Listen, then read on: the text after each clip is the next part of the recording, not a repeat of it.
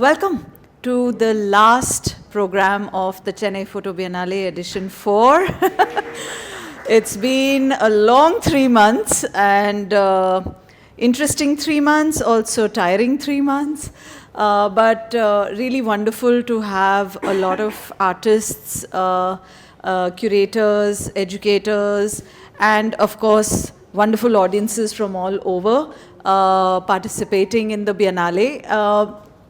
One of the things that the Biennale does is bring everyone together, and that's one of the core reasons why we put in all our efforts. So before maybe we begin this panel, I would like to have a round of applause for the CPB team that's really worked very, very, very hard in spite of all the challenges, everything. And especially also the programming team that works with me, Sagitya, Priya, Anantha, Jagat, and of course the rest of the CPB team that is definitely involved in pushing everything that needs to be done. So thank you all for pulling through some very, very difficult but also some fun moments. And without further delay, I'm very happy to have with us today Steevez, who is the moderator and the lead for today's conversation that is titled Publishing and the Self, because we're all, now many of us, in fact, as image makers are working in the publishing space and working with images, and we thought it would be a really nice conversation to have to sort of close the Biennale with and to leave us with some interesting directions, hopefully, for some of us. And today, I'm very glad to have some friends and some new friends who I am making today. Please welcome Ritesh Uttamchandani from Bombay, photographer from Bombay. Percy Kaki, visual artist from Hyderabad.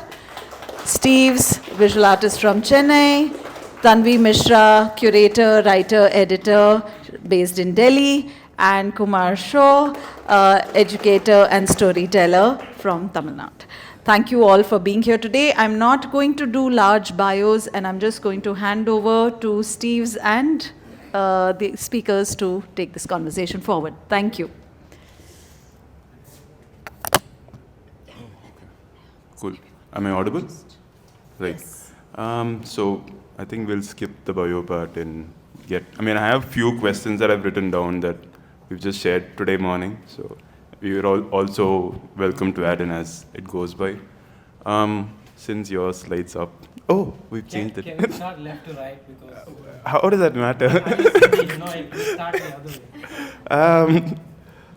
Okay.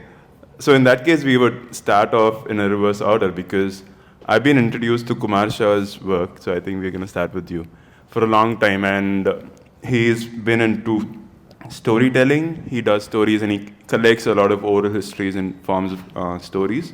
But in the last couple of years, he's been working with procuring zines of children-made storybooks. And then he's been compiling it into books in working along with the government. So in terms of photography, we always see zines or the photo books as the end product, but in your process, it's been the start of the project itself. Like, that's how you start getting the input for the project. So how has that process been in terms of using zines as the raw material and then turning them into a compilation of books? And you could also talk about how your experience has been on the ground, dealing with publication on focus. And தமிழ்லையும் பேசலாம் புரியும் அதெல்லாம் பிரச்சனை. Okay, எல்லாருக்கும் வணக்கம். So Jain மெத்தடுக்கு முன்னாடி நார்மலாக A4 sheet கொடுத்து தான் நான் ஒர்க் பண்ணிகிட்ருந்தேன். அப்புறம் எனக்கு இந்த மெத்தட் கொஞ்சம் இன்ட்ரெஸ்டிங்காக தெரிஞ்சிச்சு. லைக் இப்போது ஸ்டீவ் சொன்ன மாதிரி அவுட்டில் ஜெயின் மெத்தட் கொண்டு வர்றதுக்கும் அது ஃபஸ்ட்டே அந்த புக் மேக்கிங்காக கிளாஸஸ் எடுத்துகிட்டு ஸோ A4 ஷீட் கொடுத்துட்டு அந்த A4 ஷீட்டுக்கு முன்னாடி we are talking about the stories. நம்மளை சுற்றி என்ன ஸ்டோரிஸ்லாம் இருக்குது, நம்ம எப்படி பார்க்குறோம், அது எப்படி நம்ம ஒரு ஸ்டோரி போர்டாக ஒர்க் பண்ணுறதுனா எப்படி பண்ணுறது அப்படின்னு ஒரு பேசிக் தியேட்டர் அந்த மாதிரியான கிளாஸஸ்லாம் முடிஞ்சதுக்கு அடுத்து then I tell how to make the zen books. அப்போ ஒரு A4 ஷீட் கொடுத்துட்டு அவனுக்கு ஒரு புக்கு கையில் வரும்போது ஒரு எக்ஸைட்மெண்ட் இருக்குல்ல, ஓ இந்த வெள்ளத்தாளிலேருந்து நமக்கு ஒரு புக்கு வருது அப்படின்னு. ஸோ அதுக்கடுத்து அதில் ஒரு 8 பக்கம் இருக்குதுன்னா ஃபஸ்ட்டு பக்கத்தை பேப்பர் ஃப்ரண்ட் கவர் மாதிரி விட்டுருங்க, 5 பக்கத்தில் படம் வரைங்க, அடுத்து 2 பக்கம் இருக்குது, அதில் நீங்கள் கதை எழுதுங்கன்னு சொல்லும்போது ஆல்ரெடி ஒரு ப்ராசஸ் ஆகிருக்கு. ஸோ என்ன கதை எழுதுறது அப்படின்னு ஒரு கன்ஃபியூஸ்டு வரும்போது 3 விஷயங்கள் வந்து ஐ எக்ஸ்பிளைன் டு சில்ட்ரன். ஒன்று, நீ சின்ன வயசுலேருந்து உன் வீட்டில், உன்னுடைய ஸ்கூலில், உன்னுடைய சொசைட்டியில் நீ எவ்வளோ விஷயங்களை க்ரோ த்ரூ பண்ணிக்கிட்டே இருக்கிற. பட் எனக்கு தெரிஞ்சின ஒரு 19 வருஷமாக சில்ட்ரன்ஸ் கூட ஒர்க் பண்ணிகிட்டு இருக்கிறேன். அதுலேருந்து நான் பார்க்கும்போது நம்மக்கிட்ட யார் நம்ம இங்கே இருக்கிற யார்கிட்டையுமே நம்ம சைல்ட்ஹுட்டாக இருக்கும்போது கதை கேட்டிருக்கவே மாட்டாங்க. எப்போது நம்மளுடைய எக்கனாமிக்கல் நீடு வந்து ஃபேமிலிக்கும் சொசைட்டிக்கும் தேவைப்படுதோ அப்போ தான் நம்ம கூட ஒரு கான்வர்சேஷனே பில்ட் பண்ணுவாங்க. அதனால் நம்மளுடைய எல்லா சைல்ட்ஹுட்டும் ஒரு ட்ராமட்டிக்கான ஒரு சைல்ட்ஹுட்டாகவே இருக்கும். அந்த கதைகள் நம்ம யார்கிட்டையுமே எக்ஸ்ப்ரெஸ் பண்ணாத ஒன்றா இருக்கும். அப்படி உங்ககிட்ட ஏதாவது கதை இருந்துச்சுன்னா, அஸ் அ சைல்டாக இந்த சொசைட்டியை பார்த்து நீங்கள் கேட்கணும்னு நினைக்கக்கூடிய கேள்விகள் ஏதாவது இருந்துச்சுன்னா அதை கதையாக மாற்றலாம். இப்போது 2 அண்ணனுங்க சண்டை போட்டுட்டு இருந்தாங்க, அதுக்கு பதிலாக 2 எருமாடு சண்டை போட்டுட்டு இருந்துச்சு, அந்த பக்கம் ஒரு குரங்கு வந்து விலக்கி விட்டுச்சு அப்படின்னு ரியாலிட்டியை ஒரு ஃபேண்டசி கேரக்டரை வச்சு translate பண்ணிடலாம். So just to translate, make sure everyone's on the same page. So Kumar's been working with different communities of kids, mainly through government schools and other community-based activities where he intervenes with the students there in terms of theatre practices and other storytelling activities that he does. And the resultant stories that the kids produce as during the workshop, wherein they are the character in themselves, like as a part of the story, and they also document predominantly the stories that their land talks about. It's more of a lived experience sort of collections that he has, and what he basically does is distribute blank A4 size sheets that the kids can work around with, where they have the single cut zine format where they can just have a slit in the center and they could have 4 pages and a final page which serves as a text marker sort of thing. So he's been on the ground where he has different prompts that he works with the community of the kids, wherein so one of the thing was to respond to incidents from the childhood that the kids faced, and they create different stories. So each group has these different prompts that they respond to, and over time he's built this collection. Yeah, and he's going to continue. So அப்படி ஜைனில் work பண்ணும்போது நார்மலாக ஒரு சின்ன குழந்தைங்க ஒரு A4 sheet கொடுத்தீங்கன்னா அதில் அங்கங்கே பேஜஸ் விட்டுருவாங்க. ஏன்னா அவங்களால அந்த ஃபுல் பேஜஸை கவர் பண்ண தெரியாது. பட் ஆனால் சின்னதாக வரும்போது அதுக்குள்ளே அவங்க ரொம்ப ஈஸியாக எழுதுறதுக்கும் ஒர்க் பண்ணுறதுக்கும் ஈஸியாக இருக்கும். ஸோ மோஸ்ட்லி நான் அதிகமாக ஒர்க் பண்ணுறது tribal community, nomadical children, orphan children and rural children and government school childrens and specially childrens. So அப்போது ஸ்பெஷல் சில்ட்ரன்ஸ் கிட்ட ஒரு ஜைன் ஒர்க் பண்ணும்போது அதுலேருந்து வரக்கூடிய ஸ்டோரிஸு அது வந்து பார்க்க ஒரு புக்கு மாதிரி இருக்கும். ப்ளஸ் இதில் எனக்கு இன்னொரு பெரிய ப்ளஸ் என்னென்னா, எனக்கு ஒரு 5 ரூபா 10 ரூபா இருந்தால் போதும். அவங்க ஒர்க் பண்ணாதான் அப்படியே நேராக போய் ஒரு கலர் பிரிண்ட் போட்டு அன்றைக்கி ராத்திரியே உட்காந்து நானே மடித்து திருப்பி அதே கம்யூனிட்டியில் போய் அடுத்த நாள் புக் பப்ளிஷ் அப்படின்னு சொல்லிட்டு அது பண்ணும்போது தே ஆர் மோர் ஹாப்பி. அவங்களுக்கு ஒரு கான்ஃபிடென்ட் வருது, ஓகே என்னுடைய கதையை நான் பப்ளிஷ் பண்ணுறதுக்கு எனக்கு 10 ரூபா போதும், என்கிட்ட இருக்கக்கூடிய ஒரு A4 ஷீட் போதும் அப்படின்னு ஒரு கான்ஃபிடென்ட் வரும்போது, ப்ளஸ் அவங்க குடும்பத்தை பற்றியும் சொசைட்டியை பற்றியும் சம்டைம்ஸ் வந்து எனக்கு இதெல்லாம் எழுத வேணாம் அப்படின்னா டைனோசரும் எறும்பும் ஐஸ்கிரீம் சாப்பிட ஃபாரஸ்ட்டுக்குள்ளே போனான்னு கூட கதை எழுது, பிரச்சனை கிடையாது. பட் ஆனால் நீயா உருவாக்கு அப்படின்னு சொல்லும்போது அதுக்குள்ளே அடல்ட்டாக நம்ம கேட்காத கதைகள் எவ்வளவோ கதைகள் வந்து இருக்குது. ஸோ ஃபஸ்ட்டு நான் புக்காக ஒர்க் பண்ணேன், தமிழ்நாடு பள்ளிக்கல்வித்தோடு சேர்ந்து ஒரு ஊர்லன்னு ஒரு book. So most of the focus groups that he's worked in has been tribal community, nomadic children, children with special needs, and different focus groups that he's worked on. And the stories, sorry, I forgot what he spoke about. I lost the train of thought. அவங்களுடைய எல்லா personal dramas if it's smaller, it's easier to put, so they're not overwhelmed by a big page. Yeah, so the process in itself had its own teachings for Kumar also, where they responded to different prompts and things. And over time, the collection has grown where he can listen to a lot of stories that the adults until that point have not really been exposed to. So yeah. And also the fact that it is easy to publish. Yeah, that's what I forgot. And as long as he has got 10 rupees in his hand, he could just go to a Xerox store nearby, because most of these places that he goes to doesn't really have the resources or the accessibility also. So even a small Xerox shop would make the kid feel that he's published a book of sorts. So there is a small circle that he could complete wherein it is not bound by the resources that is not available, but what is around and how that could be used in an advantageous, efficient way for the community that he works for. And yeah, so money has not been the restricting part, and there's been multiple efforts from the team and Kumar especially to sort that out. And he is right now working on Oru Urla, which basically is a collection of stories that he's worked with the Tamil Nadu government. Yeah.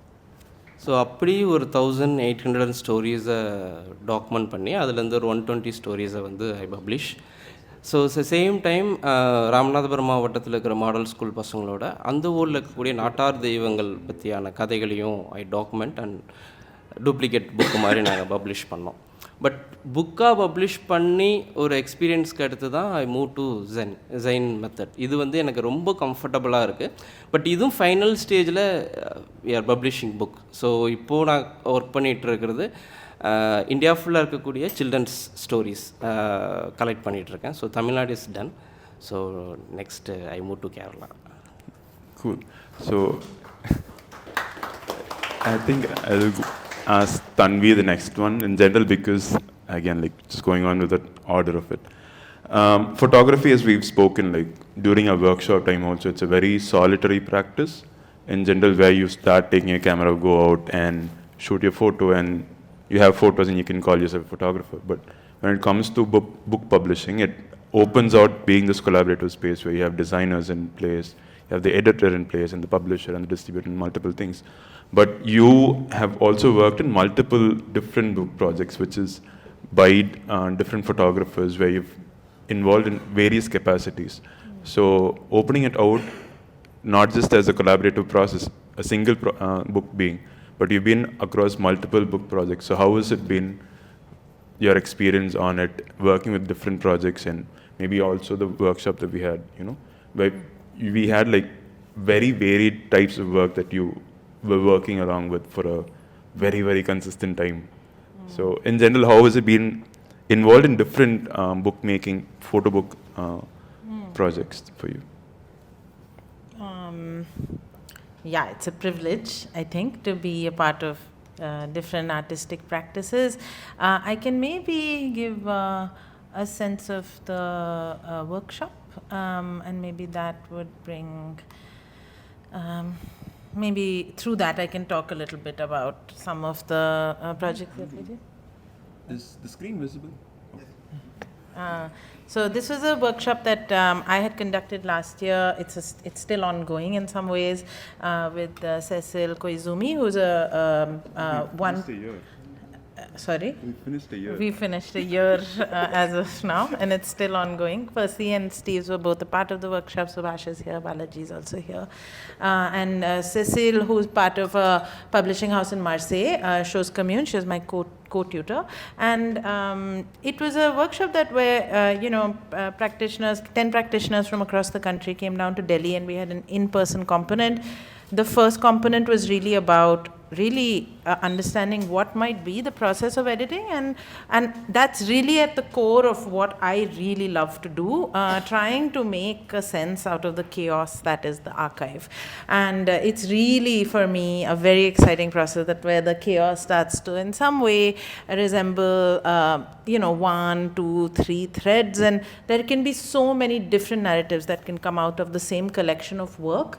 I also like that you mentioned the idea of the collaborative, the notion of the collaborative, because we were 10 people, and even though there were 2 people conducting the workshop, the first time it was me and the second time it was me and Cecile, I think we were all influencing each other's works quite a lot, because it was 7 days of I guess a lot of interconnected conversations. And those who were here in the previous panel, for me, bookmaking, I mean, at the heart of it, bookmaking is so many things. It's an artistic expression. For me, particularly, it is the narrative. I'm really drawn to narrative editing. I think that's what I know and understand. And for me, that understanding really comes from cinema.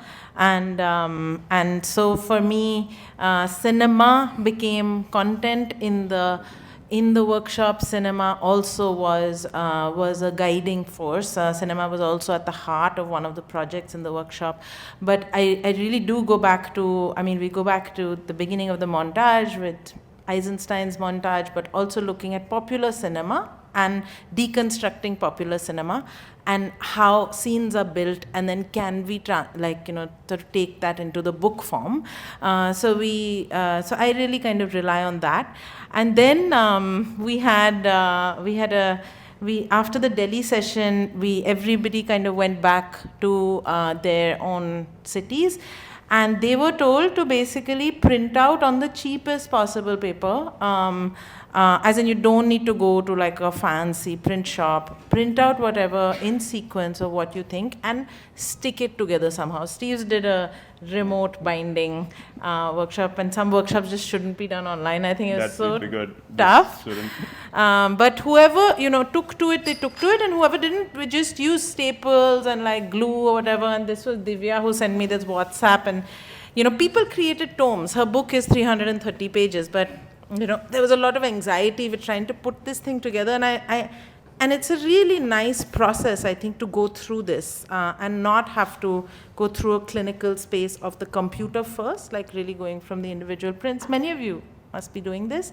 And then they came to Delhi with 10 books that were produced at the neighborhood print shop, and some got it spiral bound, some pieced it together. And this was really the beginning of trying to, I think something happens when you hold it in the hand, but also when you are collaborating in a workshop with 10 other people, sometimes somebody else's size is when you hold it and you're like, oh, actually I like the feeling of this, like a tall book versus a small intimate book. Or we're trying to create for Divya, I have an excerpt I can show you where we're trying to conceive of it like a novel. And the idea of the photo book, it can transcend so many different forms. So what it feels like to hold a novel. A novel is very different from holding a, not even coffee table, but like the Kabza, which is by Vishesh, that has a very magazine feel. So we wanted to, I really like sort of coming up with a concept which can feel close, the form, having a concept that ties to the concept of the book. So that is something that we were trying, and we had very special editing partners. But also I show this photograph because I felt that the topics that were being discussed in the workshop for many of the people were very personal. So publishing and the self really feels quite. Sorry, I was just thinking if you could move a little bit this side, or maybe exchange your seats, because I should also move? No, you're good. Okay. You just the center seat. Yeah. So. Okay, cool. Yeah, it's something that I've been just trying to explore of, we were in this space, we were in this collaborative space, and I think we were learning from each other, but really about the idea that publishing and the self, when we're doing stories of the self, and maybe we can deconstruct what the self is. I think the self expands across all our works, but does it, where you create these ideas, does it make a difference? This workshop will happen in my home, and I say that I'm interested in creating objects, but I'm also interested in building spaces. So does the space in which these dialogues happen, if it happens in a seminar room, if it happens in a home, if it happens under a tree, does the nature of the conversations change, and does that flow into the work? I don't have an answer, but it's just something I'm trying to explore. And I could maybe show you a glimpse of 2 works that, works are still taking shape. But we had one work by Balaji where, this is kind of a continuous sequence, and he thinks very cinematically. So really kind of trying to go image to image of, really for me it was like the entering a film. And it was quite serendipitous, and not serendipitous, I guess it tied to the fact that it was also around the notion of the cinema, but the psychology of the cinematic space and how that impacted the family. I think the work is still, and in his work we were really trying to look at this question of, is the work about cinema? Is it about Tamil cinema? Is it about father and son? Is it about the relationship of father and son with cinema, what that has done to the family? And I think really these layers across the work is something that, we're trying to figure out.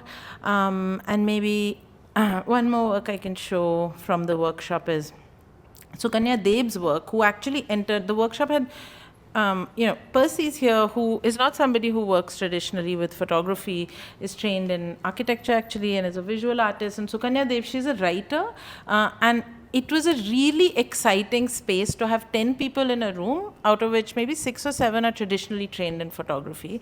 And when there's a writer, she presents all the photographs that are in her phone. Like we all have photographs in the phone, but she's shooting in a very different way. Someone like Balaji is a trained, really premeditates while making an image. And someone like Sukanya, she's just using her phone, and when she put out her photos, on the table, everybody was kind of stumped and not being able to comprehend. And there is this distance that we have in our photo world, in our photo space. Who is the real photographer, who gets to communicate with images? And I think she taught us quite a lot about, I think, for all of us to try and build, and maybe you guys can also speak about it, of how we learned how to interpret that surplus of images that exists in our phones. So her work is really this dialogue between writing and text, and trying to construct a kind of a fictional narrative that moves across the present. Sort of, she's referencing the dancing girl from Mohenjo-daro, but also this dancing girl has actually been reappropriated across history and is very much within the sort of Hindu majoritarian agenda of the nation state, and how that kind of comes through. So this is just another different language of the work, and I wanted to show this in publishing and the self, because the first work is about Balaji and his family, and we have many works here around family. But there is also, what is the self? And I think Sukanya kind of sees this story, it's her commentary on living in the India that is there today, and the use of images and the circulation of images. So maybe, and I have a few more examples, but maybe we can come back to them after others have spoken. Sure. So moving on to Percy, and we could still take from the title of the thing, publishing and the self, and you producing the current work that you have. How do you position yourself as a part of work which is very much influenced by the public archive, and also but also it's more of a family album also. So in that case, on the conjuncture of both of that, how do you, or where do you place yourself as that self who authors the work? Or how has your involvement been in creating a work like this and the process throughout that? I think I'm coming from a very specific experience here that, I ask myself also the same question, like what is the experience? What is the experience of reading, like going through this book? And because I'm very aware that when you look at a newspaper, something that happened in the news, we have certain part of our brain, heart shut down, and our empathy, we are a little distanced to it because it's someone else's story. And we all have, we have this because the amount of news and what's happening in the world, we can't be so empathetic about everyone's story. We can't go around, we can't stay with the story. And I had this unique opportunity to say a story, show something that's on the news, and then go behind the people. And it happened to be, the people behind that story happened to be someone I had access to. That's it. And because my experience of doing this book was also me going to a newspaper archive, seeing everything, and then going back to the place, talking to the people, and then talking to and piecing in my mind, in my head. So I'm trying to personalize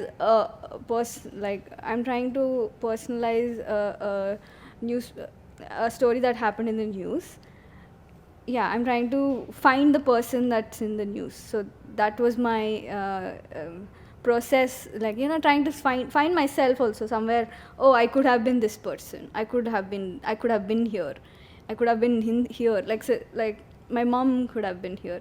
So that was my approach to making this book. And yeah, and I think this is also, I saw this project as a bit of like self-discovery, and like for me this was also like a value, value of self, like value of positioning of like myself in like a certain kind of like value system, like how much do I care and what does it mean to exist in this body, in this identity. That was yeah. Do you want to talk about the work now? I think come back to it later. Yeah? Tell them what the work is. Okay, sorry. Oh my god. We're not So, in the workshop. yeah. So my book is called This Is a Protest. I want to make it full screen, so I guess you guys can see it. Yeah, that's all right. So my book is called This Is a Protest, and it's a retelling, or like, you know, telling of a massacre that happened in Andhra Pradesh in 1991.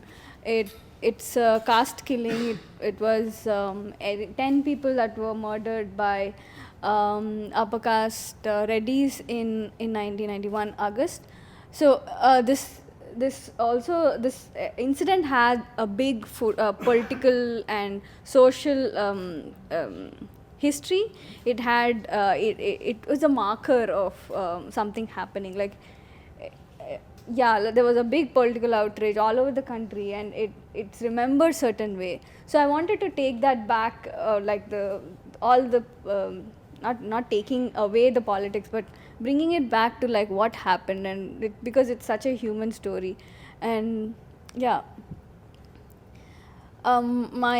it started out with this one newspaper clipping that that said that, you know, it was like a they were trying to mislead the readers with what happened. There were people who reported this news when it happened in 1991 were telling basically saying that, hey, it was not that bad, it's not as bad as you think it is. And when I read it, I was like, oh, this is it was like a reminder that how much casteism exists. And when you go down to see who wrote this article, it said the same caste as the people who killed the Dalits there. So I felt it more. Then I felt like, okay, this is a story here. There is a story here, and it should come from like the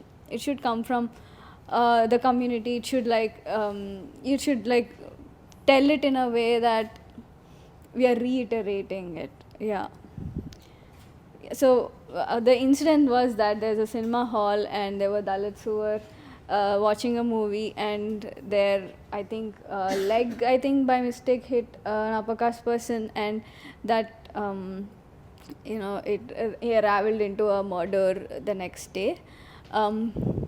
Yeah, so there was I mean, you can go into the details of what happened and all, but it's pretty much that. I think we don't need more explanation about it. But for me, this was the interesting part about it is like what happened afterwards. Like the Dalits then buried the bodies in the center of a city as a protest. They were like, you did this, now remember this. You know, we are not gonna let you forget it. We are not gonna go to the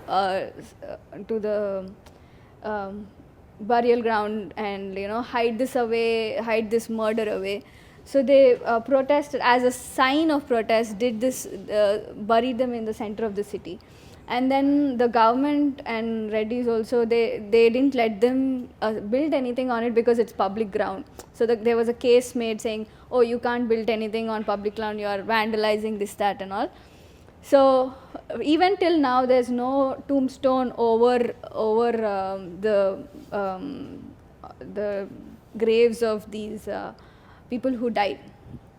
For me, to go back to the site and stand in Chundur where it happened is to the desire to erase is very present there. Like, so they want you to forget this, that it happened. So they don't want, there's no tombstone. So for me, like, so this book can become a tombstone. Like, we need something to like hold and say this happened. Because there's never going to be a tombstone, because after 35 years, if there's no tombstone, there's never going to be one. The spirit of that protest, I felt like that the spirit of the protest should be upheld at any cost. Not any cost, people have done enough, but I like it should exist somewhere, like evidence, like in a library, like that was the place I was coming from. Like it should exist as this happened, and in history it should exist as one concised narrative. So I thought, okay, the best way to put it is to put it in a book format, so we'll have all the time or like the space to say it in like in the way slowly, without making it about a death, like how how not a non-journalistic piece. So that's why the photo book. I mean, I think this book format shows the story, and yeah, that's all. Cool. So we'll just go on to Ritesh's. Yeah. No, I'm okay. I can stand here. I mean, No, for the slides. So you can just run through them. I mean, they're very simple. Cool. I mean, what I want to ask you in general was how, since you've worked in multiple at least 2 different book projects, I would want to know how the process in terms of self-publishing has it been for you? And Miserable. yeah, It's- I mean, it could be anything. difficult. Starting out from the initial book where it was all new as a practice, and then to move on to the next project, has there been any difference that you see as a person being involved in the whole thing, or how it's been functioning, the whole publication part and self-publishing, which is more prevalent here in Indian photography scenes, as opposed to the traditional publishing way? I mean, differences. I think one major difference nowadays I feel is that because I've now got the 3rd one out, so my luggage becomes a major issue wherever I travel. But apart from that, I come from the journalistic space. I started out as a newspaper photographer, and we are always making single images which live for maybe 12 hours, 13 hours, something of that sort. And then I was at an editorial meeting where about 8 writers, myself and the editor was sitting, and they were and the editor had this very strange thing. He said that, I see 8 books emanating from this table. And I was like, hello, what happened? I'm also here. I'm the 9th person. So I was like, maybe I have not taken my work to that seriously enough to produce. So at that point, I decided that maybe someday I would like to do a book. And the closest thing that I could do a book about was my own city, which is Bombay. And to produce that book, I kept stumbling on. I kept going back to my archive, which was very, very journalistic, which was very daily news driven.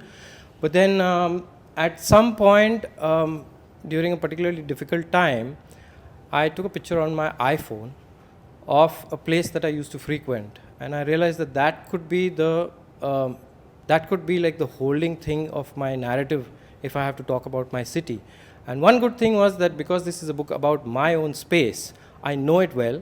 I don't necessarily have to run around. I don't have a deadline. I don't have to I had a job, so I could support the production of the book as well. So, I photographed the city afresh for 4 years, and crowdfunded. I taught myself InDesign from YouTube videos and things like that, and I just went about it. I just produced it and put it out there. And these are some images from the book. I'll pass around the book later for you all to see. I have some display copies as well. And then, I had a very, very long gap of 6 years before I made the second one. I didn't necessarily set out trying to make another book, but it so happened that, since 2022, my relationship with my partner has transformed into a long-distance relationship. She's now in the UK. And I went to be with her, to be the house husband, so to say. And in the process, when she would go to work, I would step out, I would photograph this brand new city, which is Manchester, UK. And one of the first messages I received from her on the day I reached was asking me where I was. And I kind of built my observations on this about Manchester around this message, around this exchange that we had. And I was supposed to stay for 2 months. I stayed for the entire length of my visa because I thought I can convert this thing into like a residency of sorts. And there was one very important thing that I couldn't photograph the city at night because that's the time we would spend together. She would come from work and I would be inside. And I used similar strategies that I would use in Bombay, using my journalistic skills, using my some of the things I've learned walking an urban space. I'm largely an urban space photographer. I don't know, maybe next year I could be somebody else. But, and I produced this book again at a very local printer in Bombay. And I wanted, again, crowdfunded and self-designed. I made it like an album. Every image is of the same size. There's small anecdotes. And yeah, I believe in paperbacks. I feel that paperback books make things a little more accessible. And the last one I made is, wait a second. So in 2010, I had a near fatal road accident. And after that, I started taking the train all over again. I used to travel, I used to kind of go to work on my bike. But 2011, I started taking the train. And in a train, if you're mindful, if you're aware of what is happening, you'll notice that there's somebody or the other looking into either what you're doing or either what somebody else is doing. And they will consume, say, 15 minutes of information. If they're reading a news piece, which is about, something very sensitive, they're only reading like that 15 minutes till the time the person gets off. And that's again like half information that they receive. And these exchanges, these transgressions, if I may say, would happen for like a few seconds or a minute or so. So, I would just rip out my camera and slap it on their face and take these pictures of people snooping into each other's business. And in 21, I had a lot of time on my hands, so I made lots of zines at home, printing on my neighbor's printer. And recently I came across the zine and I was like, oh, I didn't do anything about it. And I just went ahead, I just found a local printer, I found the cheapest paper available and I made it. And I used a very different editing strategy. I don't know if it works, but I had a lot of fun. And I'll just show you a video of that.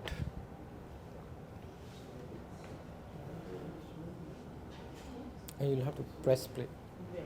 Right, left.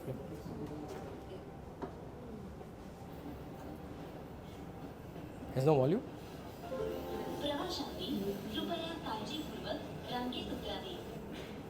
या दरम्यान कृपया सावधानीपूर्वक कतार नियंत्रित.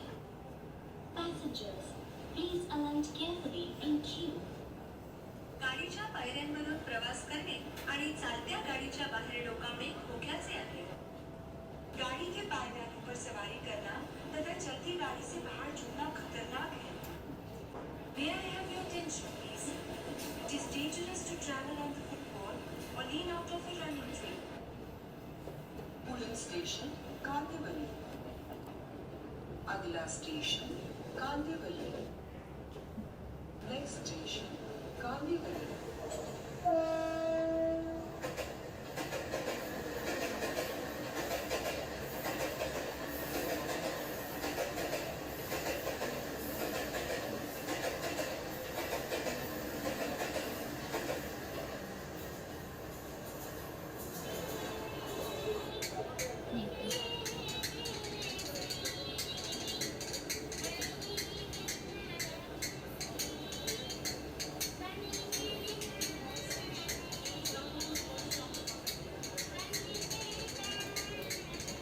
That's me.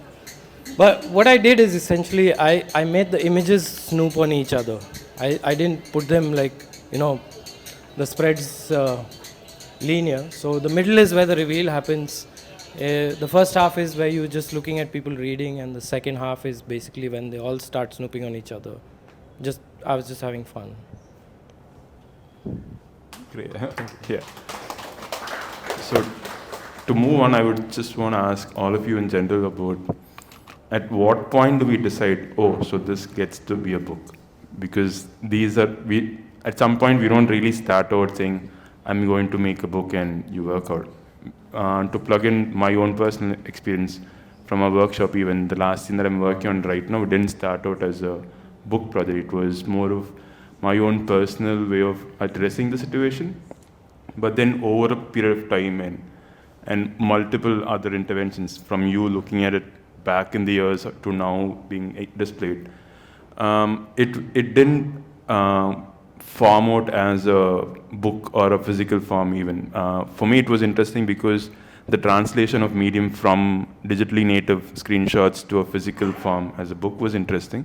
So that kind of made me latch onto the idea. And also, so working on your own projects and also you on multiple other projects, when does the decision gets to be taken of, okay, so this, are there reasons that you state, so stating which that it could then be a book, or how does it decision making in general go about? You want to start?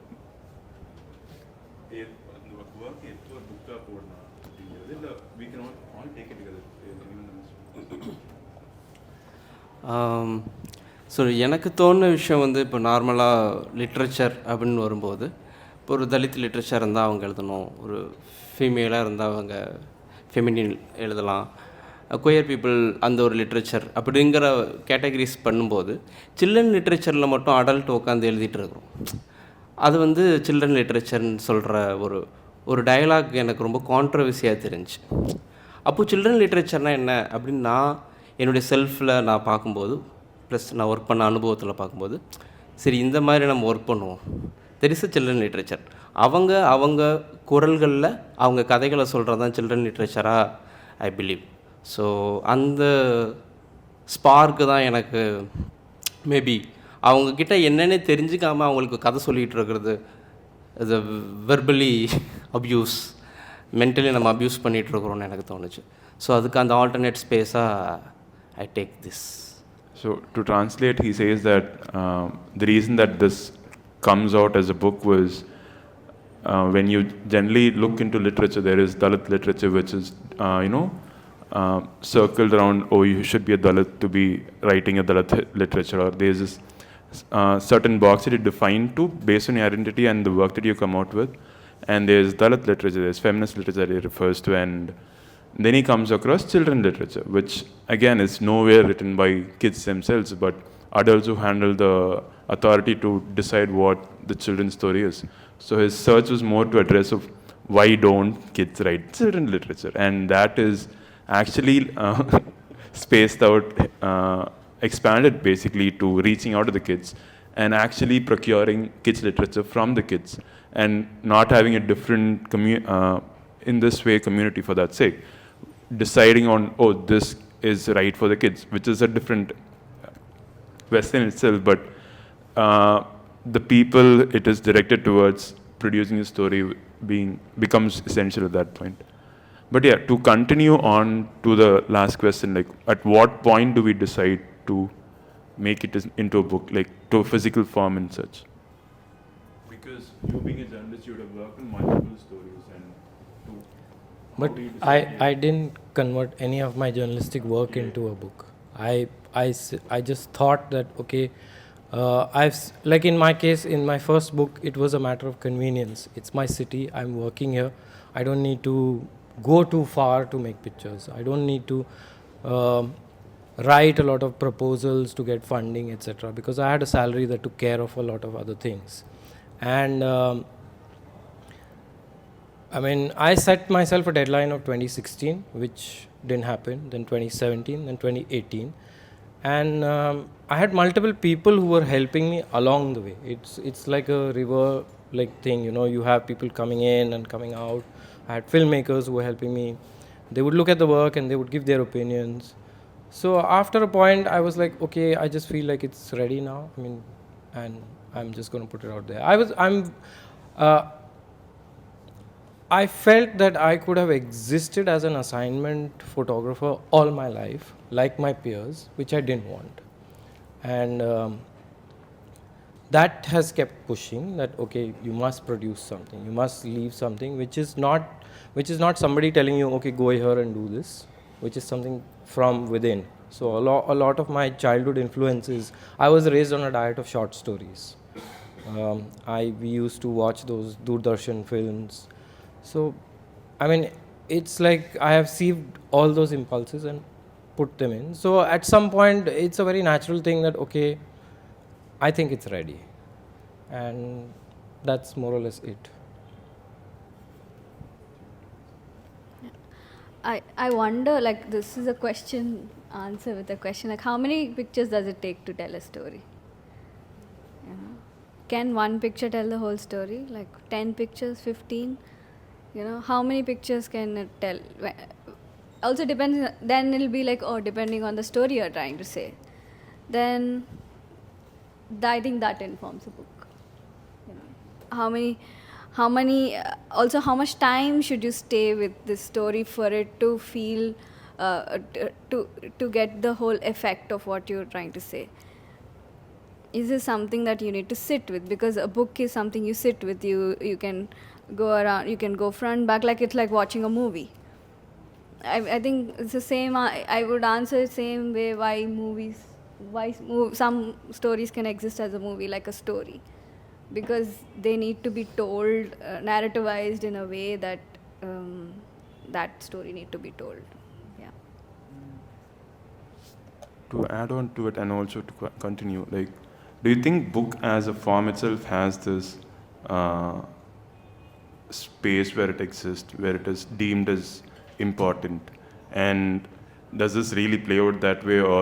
And you being involved, like the Kashmir book, for instance, and things, Nepal Picture Libraries, 2 publications, which are very essential in the current cross-section of time where it is published.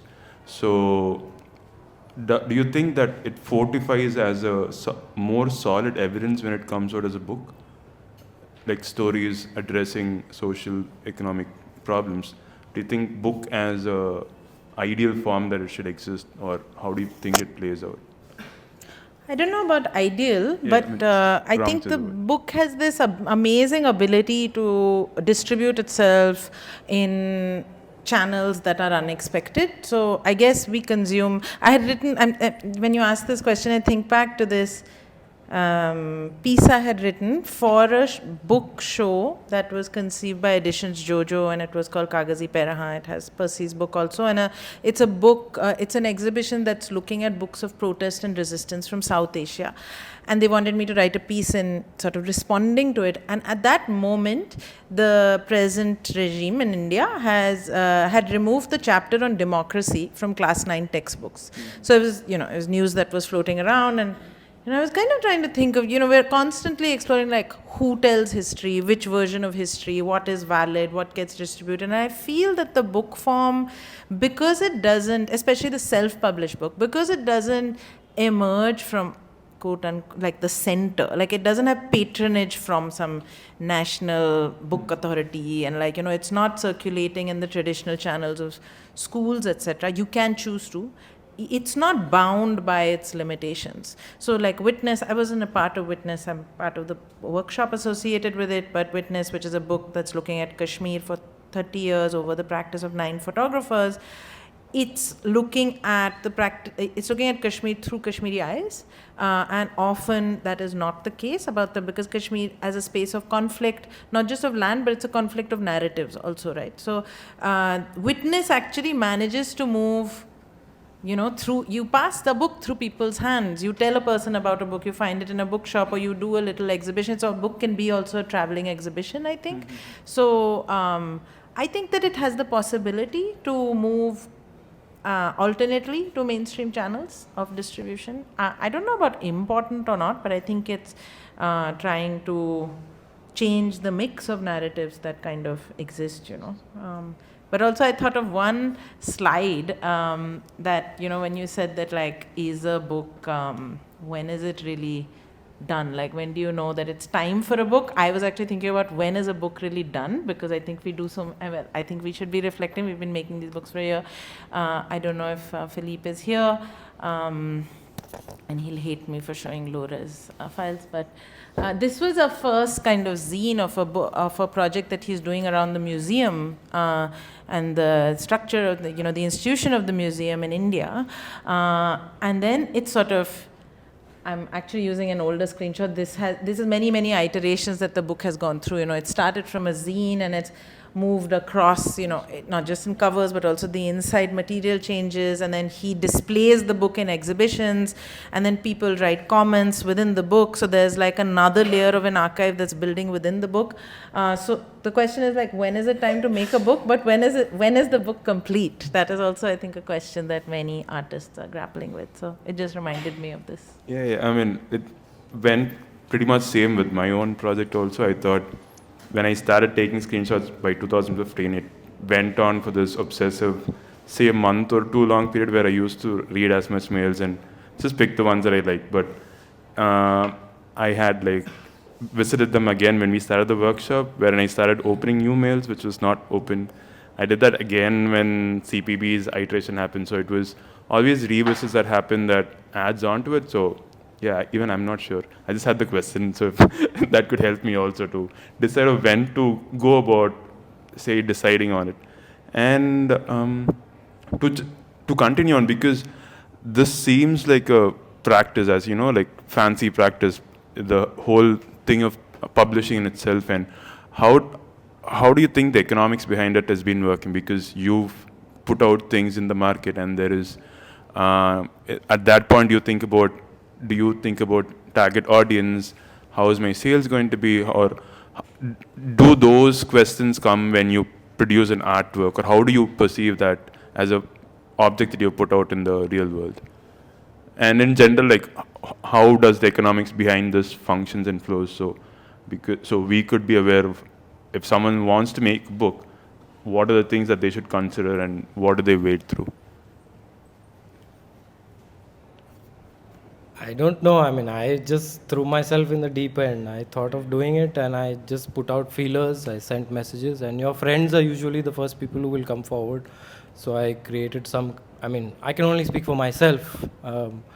I wrote a lot of grant proposals, but I didn't even get responses. So I was like, okay, I'm just going to crowdfund it. And I had a reasonable amount of money, which helped me produce the first book. I followed the same model. I keep following the same model till this one breaks down and I have to go for something else. But target audience, if you think of an audience, then it's a very difficult spot to be in. Should you in that case? I didn't think of an audience. I was like, I just want to make this in the best possible way and try and market it. And actually, I ended up with a very strange marketing strategy which didn't involve a book launch or anything, or nobody sitting with me talking about my work, etc. A friend of mine messaged me in 2018 that I'm passing through your city. If the book is ready, I would like to take it with me for my son or whatever. She had bought it for that person. And I went to the airport to give it to her. And I saw her expression, the way she was flipping through and everything. And I was like, okay, I'm going to save all my money and I'm going to try and deliver books in person, which became a vehicle to talk about books, to talk about this thing. So,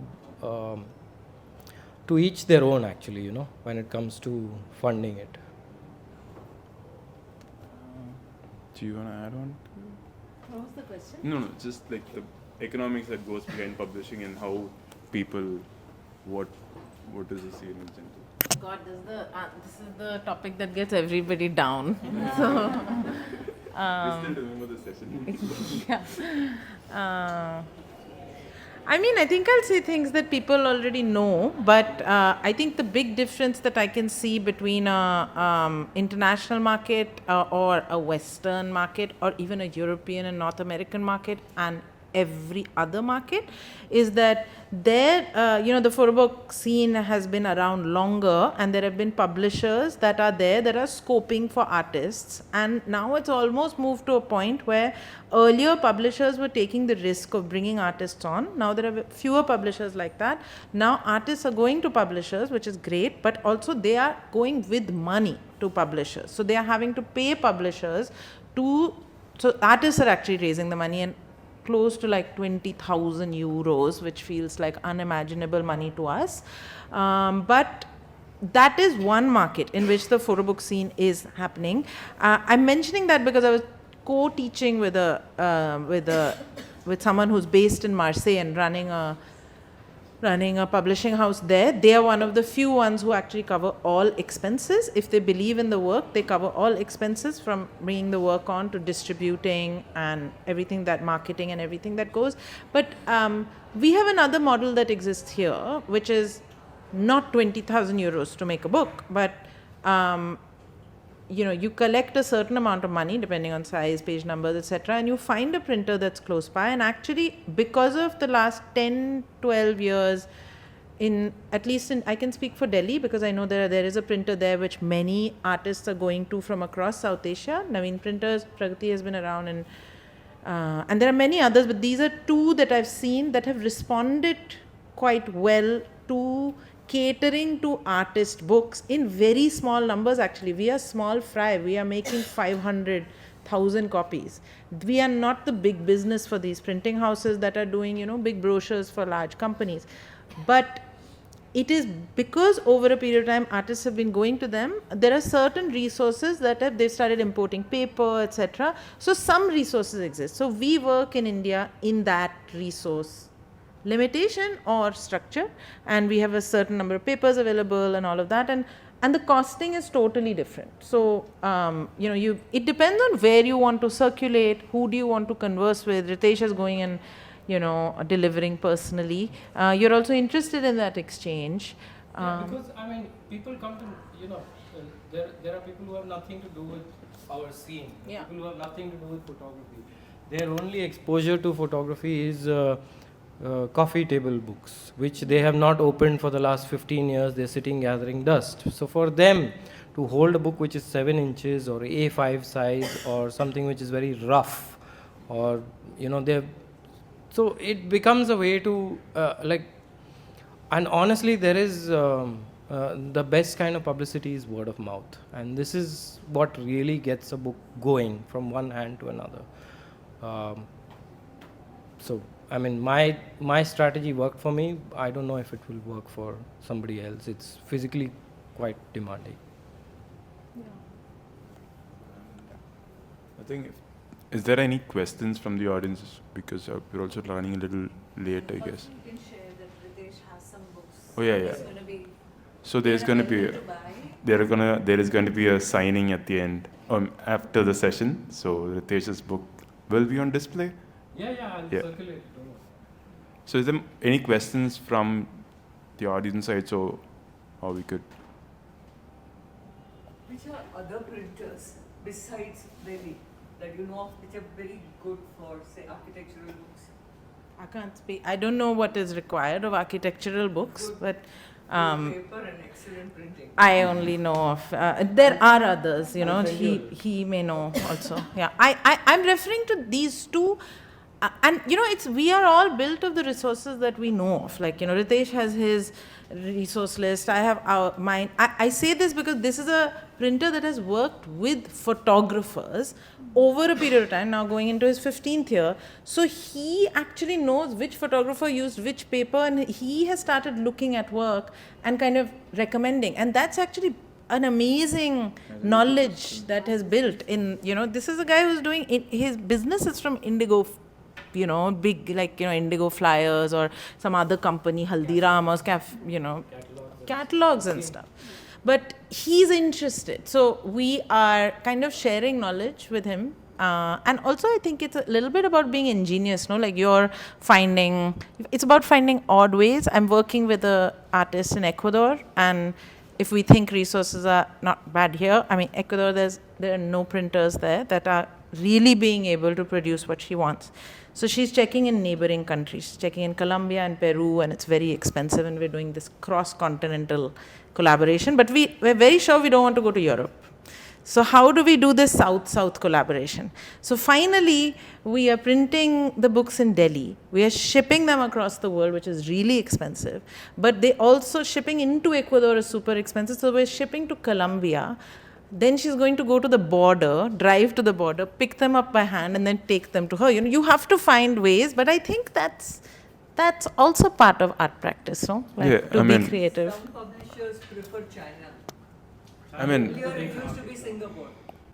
I think there is restriction on what you can and cannot print there. We did have a session at Naveen, so we went and saw the whole printing setup, and I was super excited. I want to make the one for CPB even at Naveen, but logistically it was a lot difficult, so I had to figure out my own printer here, who was not making photo books as such, and to convince him of French folds, or each section having different page numbers or different page materials was not something that I could talk through to a usual printer around in Chennai. But this is one person who I could talk to. So over time, he might be a Naveen back here. So, no, Naveen is from Delhi. I'm assuming that with the interaction from both sides, you build an ecosystem where you start producing the resources also. Only since I went to Delhi, I was able to become aware of someone called Sona Papers, who stocked up papers, and figured they had a branch in Chennai, so I could get the same papers. It was more of figuring out the resources and tying it up, so there would not be one right option. Naveen obviously is there, but I'm not going to Naveen. I still love Naveen. I went as a field trip the last week that I went just to see Naveen and the printing That's also space. what the book needs. Like you felt that your current book, like maybe you should give that anecdote about the lighting in the train. Like it's so different. In Bombay trains, in one part you will have a yellow bulb, in one part you'll have a bulb which has gone magenta, one is green, and you have outside light coming in depending on what part of the day you're in. And I was like, how am I supposed to grade this photo? And I might as well use a cheap paper, cheap thing, and just kind of get to that whole gritty thing. One major thing, whether it is Naveen or any other printer, every printer needs to understand that working with a photographer who's trying to do a very personal book of whatever the narrative is, it's being built minute by minute. You could get up in the morning and feel like, no, this page is not working, I want to get it out. So you need somebody who understands that, and who is not going to be like, my press has an 8-hour shift, I need you to finish it right now. So I've come across, there are many such small printers in Bombay who understand that this requires a different pace, whereas I can print my brochures, catalogs, flyers, etc. at whatever pace I want. So the key is to find a person who understands that it's a mindset thing. Really about the people. Yeah, any person who's like, okay, mera meter, my work is on, and whenever this guy comes, he'll come probably with a new change, so I'll accommodate him, and I'll maybe make him wait for 4 hours. When my press is empty, I'll take his job. Is there ever a... Sorry. So they had a question. Yeah, so I know that we're talking a lot about the publishing and the logistics and the community building, the ecosystem that comes from it. But the reason, like one of the reasons why I was also drawn to the panel, apart from Percy being here, is the name, which is publishing and the self. And my question is about the self. Like, how does the self, for you all in your work, interact with this way of capturing the world around you? Because it's different from writing. It's different from drawing it out. It's different. What is it like? I could add, with regards to my practice right now and the project that I'm working on, which is Last Scene, and that is a very personal, one of the initial ideas was, I was very hesitant to work on that as a book, because I thought it was more of a family album. I'll just give a copy to my mom, or not even her, just keep it for myself. But we had a lot of conversations, and it was interesting. So the self plays a very important role in the whole process of it, but when it is such a personal story for me, I would want that very stark identity not to be that loud. I mean, I would want my identity to be slowly washed away to an existence that it is invisible, but on the contrary, you see my name in every other page. So there is a very specific thing that I'm caught on in this, in my project, but at the end, it is the author who's telling the story, and it's also a very collaborative process, because when I started, it was my own screenshot that they had, and up until the last week, I didn't know that I had sent telegrams to my dad. My mom found them, and she had given me, "You're working in communication, so why don't you have telegrams also?" That kind of expanded my realm of digital communications alone. So again, as Tanvi said, it depends on what you identify as a self, because at that point, I didn't see mom as a separate entity, but the same self which is producing this book as way that they reacted to that specific incident or that character. So in that case, the definition of self is very open also. So it is just not me as an individual, but the identities that I carry also that has this authorship on the work that I produce. So yeah, it depends on work to work also. But for me, it has been like it's more of a personal scrapbook that I've put out in the world, basically. I can show Divya's, but you guys don't. No, I think it's very important. No, just say then I can show her. I just reminded that in 2023, Steve was doing a panel for Vanam, and we had the same question answered at Vanam. And at that time, I was still working on the book, and it was this first iteration of the book. And I was grappling with this question that I don't know, how can I invisibilize myself while I am telling the story? I was just feeling this, I don't know why I am telling the story. Is this my story? Is this mine to claim? Is this space mine to claim? Why am I? And then at this point in 2025, I feel like I'm creating the book, while I'm saying the book, I'm creating a chair for you to sit. This, like, telling a personal story is like creating I'm making a chair for you to sit, and then to look a direction to look at, and that's the job of the self in this self-published book for me. And how does it engage with what is being made? Is what okay, you're talking about the purposes of the self. Right. And in Steve's, you spoke about how the self is seen. But I'm talking about what happens to the self as the images are made and it's placed together. I mean, I think again it depends on the work that you produce. Like, I could talk about mine. For me, it is more of, I don't know, like the grief that I had, I basically feel like I've projected or shared it with multiple other people. So it has its own ways of coming out. So I don't know even if it's a right approach also, like that's something that I was holding on for my own self. Now, just to know that it is just not me who is feeling, oh, that dude's not here anymore. So I know there are 100 more people who feel the same. So it kind of puts me in a better place, I feel. And to know your grief is shared, I think it's a better place to be at. Personally, for me, at that project, how I see the self being put as an external factor is how it's turned out for me. And that was one of the reasons that I was very skeptical of showing the work to my mom, who was here. Like all the workshop days, she didn't know that I was working on this specific book, but she assumed that I was learning to stitch books, which was also something I was doing.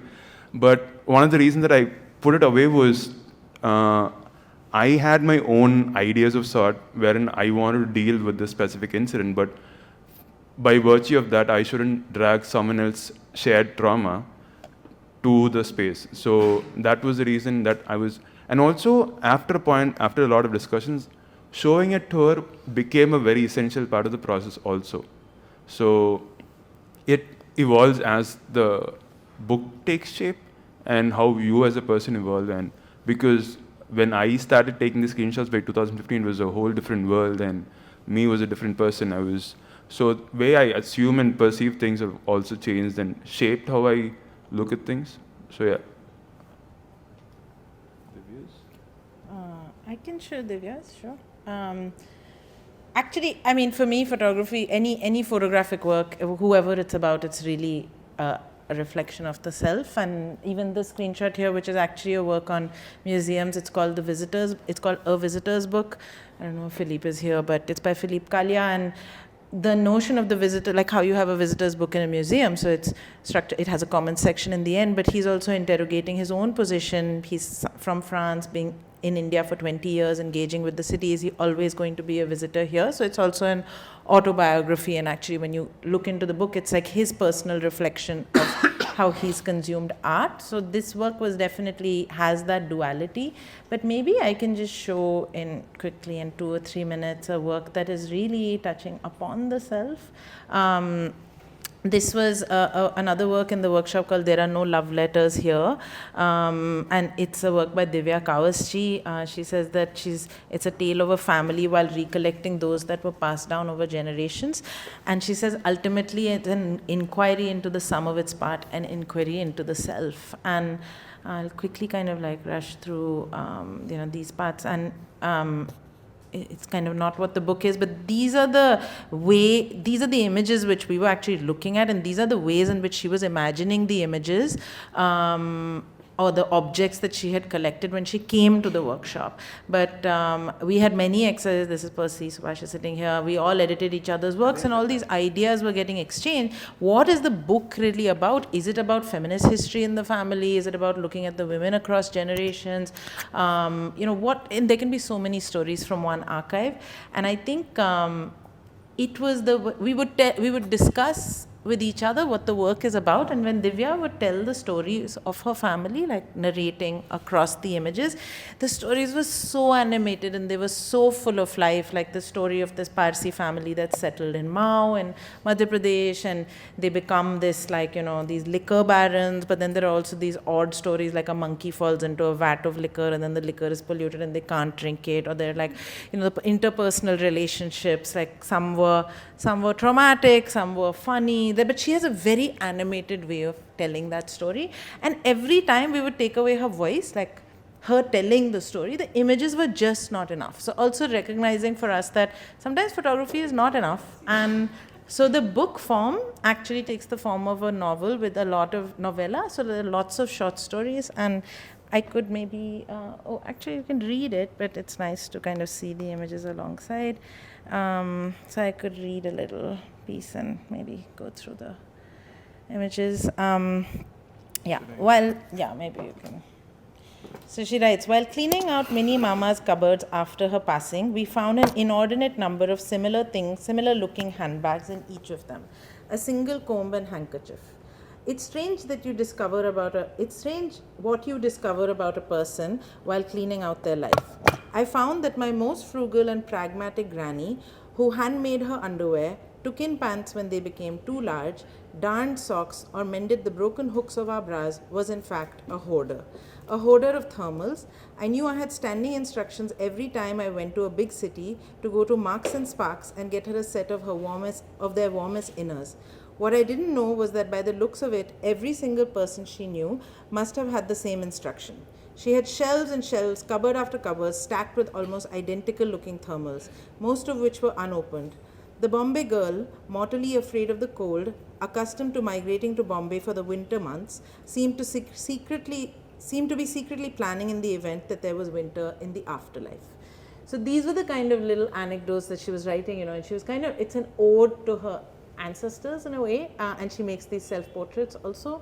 So it's objects that she has collected, and so the book starts having this form, and Divya sort of dons these characters, and she also sort of goes through her own sort of family archive. And so the book is between archive and performance. You can't also locate it in a particular time. And I could sort of, just to end, I could read this last one, which is one of my favorites.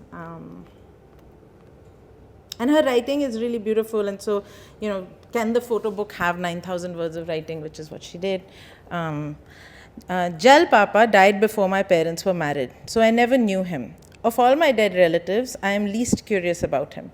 Perhaps because I have heard my father recount, without the slightest hint of malice, how he would frequently get beaten mercilessly by him with a belt as a child. I painted him as cold and unfeeling quite early on, though there must have been something to him, as he had the loveliest, most loyal friends and colleagues and a wife who was so in love with him that she insisted she frequently talked to his ghost for decades after he died most prematurely. He named his son my father Zal, who in turn named his son my brother Jal, in memory of him. My father's brother named his son Zal and married a woman whose brother's name was Jal. Not the most imaginative family. My paternal grandmother gave up early in life and would just call everyone by whatever name came to her mouth in the moment, most frequently of the dogs. So, yeah, so there's her writing and there's the images that sort of interact, and they're not explaining each other, no? They're just kind of leading each other on. And it's really, as she says, it's an inquiry into the self. So, yeah, thought I should show it. Yeah. Okay, so. Are there more questions? If we leave any? I think. Or else you can have Ritesh now. Yeah. Let's have Sign it. some books. Those of you interested. A round of applause. Thank you so much.